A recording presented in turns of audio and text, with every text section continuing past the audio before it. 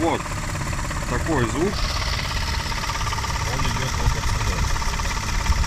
Включайте, это, блядь, вот эти заслонки.